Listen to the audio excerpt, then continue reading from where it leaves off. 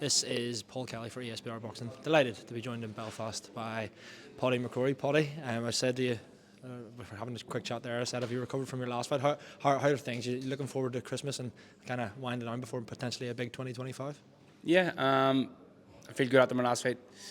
On reflection, it was a tough enough night, which you wouldn't expect it to be, but the main event in Belfast, I think, was great. Looking forward to the Christmas and spending it with the family.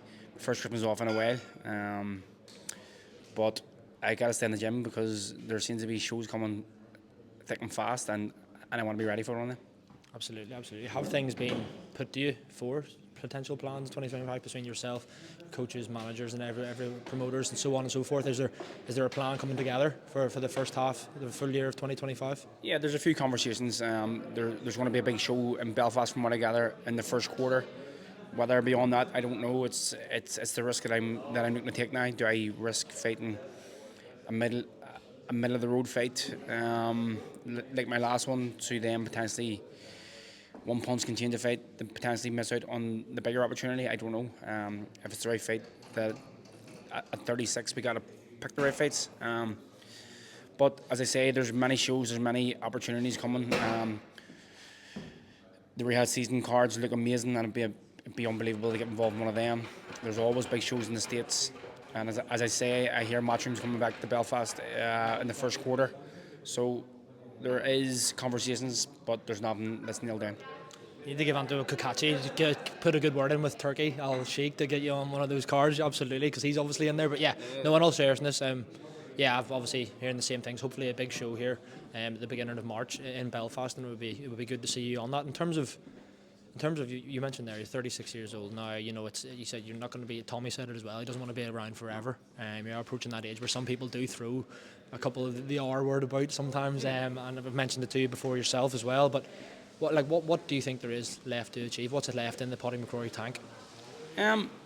I do feel like I let myself down slightly in my first defeat against Berlanga. I think I'm better than what I showed on the night. So I feel like I owe it to myself to try and prove that, and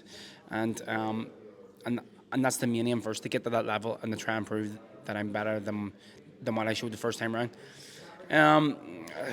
What I want to achieve, this is quite minor, but it's big for me. I've never won an Irish title. I would love to win an Irish title. Against who, I don't know, because obviously I feel like I'm a bit beyond that at the minute. But there'll be many opportunities. There's European titles. There's loads of fringe world level fights, and a win against one of them boys put you right back in the mix. So there's a lot to consider. There's a lot of opportunity, and again, as I say, it's about just the capitalising on the right one.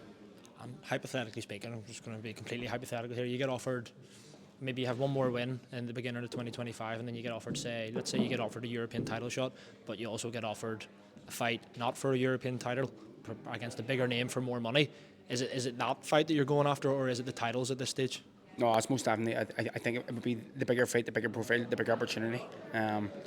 Because if you're fighting at European league level and fringe world level, I don't think there's much between that. And if there's a much greater purse and opportunity after the bigger fight, then that's the one. There was early conversations, and my name was mentioned about the Charlo fight, which was meant to be in December, on the Tank Davis undercard, which is moved to the 1st of March. I hear they have someone else, but them type of fights are the fights that I would love to throw myself in the mix for. Absolutely, big fights from here on out. I know you've got to go into the school run, so I'll not keep you for too much longer. Just a couple more from me. There is obviously talk of that Lewis Crocker Paddy Donovan fight, Matchroom, in March. If all goes ahead and everything goes to plan, how do you see that one playing out? If I had to push you for a prediction. Well, I think it's a great fight. I think it's one of the biggest all Irish fights, and for as long as I remember, McConnell and TJ Lake Doheny on reflections, a massive fight also, and many others. But I would have to back Lewis Crocker. I've been in the gym with him. I see what he can do. I know the power he has. I know his boxing ability and his boxing IQ, and I know Paddy's a very difficult night for anybody. He's very slick southpaw and can punch as well. But I got to back Lewis Crocker. And just finally, I have to ask you about the big heavyweight rematch, of course, as well on December 21st. I'm sure you'll be watching, as the majority of boxing fans will. It's a brilliant card, but I just do want to ask you about the rematch between Alexander Usyk and Tyson Fury. Rumours that Fury might be coming in a bit heavier this time, whether or not that's a good thing or a bad thing. Where's your mind at now, at the beginning of just a couple of weeks away, I suppose, from Fight Night? How do you see that one playing out? I think it's fairly obvious that Fury had hurt him a couple of times, and that's potentially going to happen again. But I just can't look past. Like, I think he's just a machine, and he calculates everything when he's in the ring, and I think anything that happens then, he can fix it, and I can't see any other outcome than a Usyk win. And you mentioned Fury hurt Usyk, but Usyk obviously had that round 9 as well where he hurt Fury. Do you think that he could even stop Fury this time? Of course, look, he had him all over the show. Fury's a big man, so he's a hard man to stop, but Usyk has shown that he has the ability, the precision, the power, the timing to hurt him, and it's possible that could happen.